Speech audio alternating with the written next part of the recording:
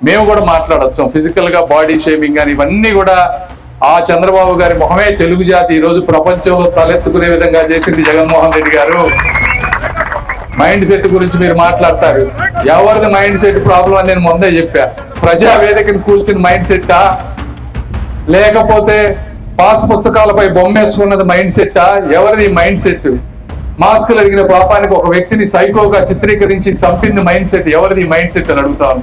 ఇట్లా 100 మాట్లాడగలం. కాబట్టి మీరు సబ్జెక్ట్ మాట్లాడండి, రాజకీయంగా వ్యతిరేకించండి, కానీ మా నాయకుల్ని కించపరిస్తే మేము కూడా నేను బాడీ షేమింగ్ చేయాలంటే ఒకే ఒక్క మాటతో నిన్ను చంపేయగలను. కానీ నాకు సంస్కారం అడ్డుంది కాబట్టి. ఎండ ఎక్కువగా ఉంది. వేదికను అలంకరించినటువంటి పెద్దలు శ్రీ ఆలపాటి రాజేంద్ర ప్రసాద్ గారికి, నజీర్ గారికి, మాధవి గారికి, మన అతిథి అయినటువంటి రవినాయుడు గారికి, అదేవిధంగా కోవెలమేడి రవీంద్ర గారికి, కార్పొరేషన్ చైర్మన్లు ప్రభాకర్ గారికి, హరిబాబు గారికి, ఈశ్వర్ గారికి, అదేవిధంగా అధికారులు తమీం అన్సారీ గారికి, మయూర్ అశోక్ గారికి, భరణి గారికి, అదేవిధంగా జనసేన జిల్లా అధ్యక్షులు గాద వెంకటేశ్వర్లు గారికి, అనేక నాయకులకు, గుంటూరు వేదిక ముందున్నటువంటి మా గుంటూరు ఆత్మ బంధువులకు అందరికీ కూడా మనస్ఫూర్తిగా ధన్యవాదాలు తెలుపుతా ఉన్నాను. ముఖ్యంగా ఈ కార్యక్రమం గురించి మీరు అందరు ఇప్పటివరకు చెప్పారు. క్రీడలు అనేది ఈరోజు అత్యంత ముఖ్యమైనటువంటి విషయం. ఎందుకంటే క్రీడలు మనిషిలో ఒక క్రమశిక్షణని, ఒక ఐక్యతని, ఒక చరిత్రకు కూడా పునాది వేసేటువంటి కార్యక్రమం క్రీడలు. ఈ సెల్ ఫోన్ యుగంలో క్రీడలు మర్చిపోవడం వల్ల ఎంత ప్రాబ్లం అవుతుందో మనం అందరం చూస్తూ ఉన్నాం. అయితే అదేవిధంగా ఈ స్టేడియం కూడా విపరీతమైనటువంటి చరిత్ర ఉంది. ఇక్కడ కూర్చున్న వాళ్ళందరికీ తెలుసు. ఆ రోజున ఉన్నటువంటి ముఖ్యమంత్రి గారు కాసు బ్రహ్మానంద రెడ్డి గారు చేసినటువంటిది. అన్న నందమూరి తారక రామారావు గారు ఆ రోజు ఈ స్టేడియాన్ని ఓపెన్ చేశారు 1983లో. అంటే ఆ రోజుల్లో అనేక మంది గొప్ప గొప్ప మ్యాచ్లు జరిగినాయి. కపిల్ దేవ్ కూడా ఇక్కడ ఆడారని చెప్తా ఉన్నారు, అజారుద్దీన్, ఇట్లా అనేక మందిని ఈ ప్రాంతం నుంచి దేశానికి పరిచయం చేసినటువంటి పరిస్థితి. అయితే గత 20 సంవత్సరాల్లో ఇదంతా పాడుపడటం కానీ, దీన్ని చేయడంలో కష్టం అవటం కానీ, నిధులు లేకపోవటం కానీ, రకరకాల కారణాలతో ఆగిపోయింది. అయితే ఈరోజు మొట్టమొదటిసారిగా ఈ ప్రాంతానికి నేను వచ్చిన తర్వాత నజీర్ గారు దీనికి తీసుకురావడం 1-2 సార్లు దీన్ని ముందుకు చేయాలంటూ, అదేవిధంగా అసెంబ్లీలో మాట్లాడటం, మొట్టమొదటిసారిగా మీరు అందరూ కూడా ధన్యవాదాలు తెలపాల్సింది నజీర్ గారికి అని మీ అందరికి తెలియజేసుకుంటా ఉన్నాను. అదేవిధంగా ఈరోజు ఈ కార్యక్రమం అంటే నేను కూడా వాళ్ళు చెప్పింది వాస్తవం. 170 కోట్ల రూపాయలు పెట్టి డిపిఆర్ పెట్టి అంతా చేద్దాం అనుకున్నాం. అయితే ఎంటైర్ ఇండియాలోనే ఉన్న బడ్జెట్ 2000 కోట్ల రూపాయలే ఉన్నాయి కాబట్టి గుంటూరుకి 170 కోట్లు ఇవ్వడం సాధ్యం కాదన్నారు. అందుకని మనం 14 కోట్లు తీసుకొచ్చాం. అదేవిధంగా స్టేట్ లో రవినాయుడు గారు కానీ, స్పోర్ట్స్ అథారిటీ వాళ్ళు వీళ్ళు కూడా వర్క్ చేసి ఇంకొక 70 కోట్లు ఎన్నో 4 ప్రాంతాలకు తీసుకొచ్చారు. వాళ్ళకు కూడా ధన్యవాదాలు చెప్పాలి. ఎందుకంటే చాలా మంది కార్పొరేషన్ చైర్మన్లు పదవులు తీసుకుంటారు కానీ యాక్చువల్ గా వర్క్ చేసే వాళ్ళు తక్కువ. రవినాయుడు గారు కూడా ఆ విధంగా అభినందించాలి. యువకులు ఎన్ఆర్ఐల దగ్గరికి వెళ్ళటం కానీ, సిఎస్ఆర్ ఫండ్స్ తీసుకురావటం కానీ, అదేవిధంగా ఢిల్లీ రిపీటెడ్ గా రావటం కానీ, వచ్చి స్పోర్ట్స్ లో ఆయన మార్కు చూపించాలని వారు కష్టపడతా ఉన్నారు. వారికి కూడా ప్రత్యేకంగా ధన్యవాదాలు తెలుపుతా ఉన్నాను. అదేవిధంగా భరణి గారి గురించి చెప్పారు. వారు కూడా యాక్చువల్ గా నాకు 10 రోజులు పని ఉందంటే చేసేద్దాం సార్, ముందు తొందరగా అయిపోతుంది, వర్క్ అవుతుంది అని చెప్పి వారు కూడా ఈ కార్యక్రమాన్ని, అంటే ఇదంతా పాడుబడిన ప్రాంతంలో ఉన్నా కూడా కరెక్ట్ 1 వీక్ లో అనుకున్న 1 వీక్ లోపే నీట్ గా క్లీన్ చేసి ఇక్కడ శంకుస్థాపన చేశారు.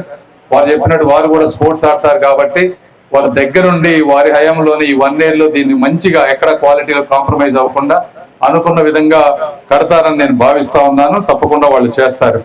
అదేవిధంగా అసలు ఈ కార్యక్రమం మొత్తానికి కూడా అసలు ఈ డబ్బులు ఇవ్వటంలో ముందు చెప్పాల్సిన చంద్రబాబు నాయుడు గారు. ఎందుకంటే నేను డిపిఆర్లు చేయించినా కూడా అమెరికాలో ఉన్న నన్ను పట్టుకొచ్చిన వ్యక్తి గౌరవ ముఖ్యమంత్రి గారు నారా చంద్రబాబు నాయుడు గారు. ఆయన ఈ రోజు నన్ను తీసుకురాకపోయింటే నేను ఇక్కడికి వచ్చేవాడినే కాదు. అదేవిధంగా మీరు చూస్తే అంటే కూటమి ప్రభుత్వం రాజకీయాలు ఉంటాయి కానీ ఒక సమగ్రంగా డెవలప్ అవ్వాలంటే కేవలం ఇంజనీరింగ్ ఉద్యోగాలు, సాఫ్ట్వేర్ ఉద్యోగాలు కాదు. ఈ రోజున టూరిజంని ఒక ఇండస్ట్రీ లాగా తీసుకుని 50,000 రూమ్స్ వచ్చే విధంగా టూరిజంని, ఈ విధంగా స్పోర్ట్స్ ని ఎక్కడికక్కడ డెవలప్ చేసే విధంగా అనేక రకాలుగా గౌరవ ముఖ్యమంత్రి గారు కష్టపడతా ఉన్నారు. అందులో భాగంగానే మేము కూడా ఈ విధంగా వర్క్ చేస్తా ఉన్నాం. వారికి చెప్పాలి. రెండోది స్పోర్ట్స్ మినిస్టర్ మన్సుఖ్ మండవ్య గారు, అదేవిధంగా మేము ఏది అడిగినా కూడా చెయ్యండి అని చెప్పినటువంటి నరేంద్ర మోదీ గారు, వీరందరికీ కూడా నేను మరొకసారి ధన్యవాదాలు తెలుపుతా ఉన్నాను.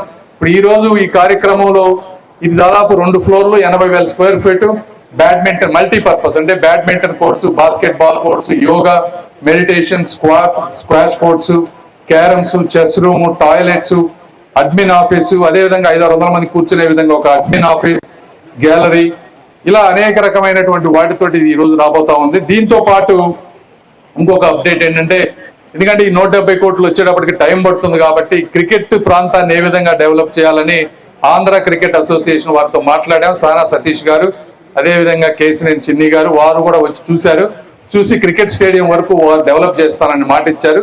వారు కూడా దానికి త్వరలో ఇంకో కార్యక్రమం పెట్టి ఈ సెంటర్ పార్ట్ని క్రికెట్ స్టేడియం గా డెవలప్ చేసి ఈ ప్రాంతంలో జిల్లా స్థాయి, రంజీ స్థాయి మ్యాచ్లు ఆడే విధంగా క్రికెట్ స్టేడియం కూడా ఇంకొక 1.5 years అది కూడా దీంతో పాటు తీసుకుంటామని మీ అందరికీ తెలియజేస్తూ, ఈ కార్యక్రమం అంటే ఎండలు ఎక్కువగా ఉన్నాయి, నాకే ఇంత ఎండగా ఉంటే మీకు ఇంకా ఎక్కువ ఉంటుంది, మాట్లాడాలని ఉంది. కానీ జగన్మోహన్ రెడ్డి గారి గురించి కూడా మాట్లాడదాం అనుకున్నా. 2 నిమిషాలు. మొన్నేమో మైండ్ సెట్ గురించి మాట్లాడారు, అంటే మాకు మైండ్ సెట్ బాగాలేదని.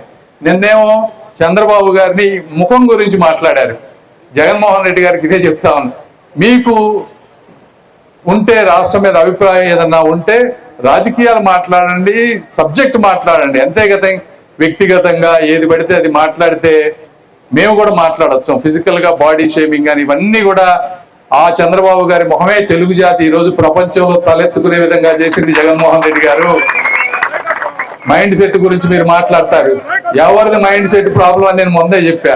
ప్రజావేదికను కూల్చిన మైండ్ సెట్టా, లేకపోతే పాస్ పుస్తకాలపై బొమ్మేసుకున్నది మైండ్ సెట్టా? ఎవరిది మైండ్ సెట్? మాస్కులు అడిగిన పాపానికి ఒక వ్యక్తిని సైకోగా చిత్రీకరించి చంపింది మైండ్ సెట్, ఎవరిది మైండ్ సెట్ అని అడుగుతాను. ఇట్లా 100 మాట్లాడగలం. కాబట్టి మీరు సబ్జెక్ట్ మాట్లాడండి, రాజకీయంగా వ్యతిరేకించండి, కానీ మా నాయకుల్ని కించపరిస్తే మేము కూడా నేను బాడీ షేమింగ్ చేయాలంటే ఒకే ఒక్క మాటతో నిన్ను చంపేయగలను. కానీ నాకు సంస్కారం అడ్డుంది కాబట్టి నేను నిన్ను మాట్లాడాలని చెప్పి తెలియజేసుకుంటూ ఈ కార్యక్రమానికి వచ్చేసిన మీ అందరినీ కూడా మనస్ఫూర్తిగా ధన్యవాదాలు తెలుపుకుంటూ ఈ కార్యక్రమం అద్భుతంగా జరగాలని కోరుకుంటూ ఈ కార్యక్రమానికి సహకరించిన ప్రతి ఒక్కరికి కూడా ధన్యవాదాలు తెలుపుకుంటూ సెలవు తీసుకుంటా ఉన్నాను. Thank you.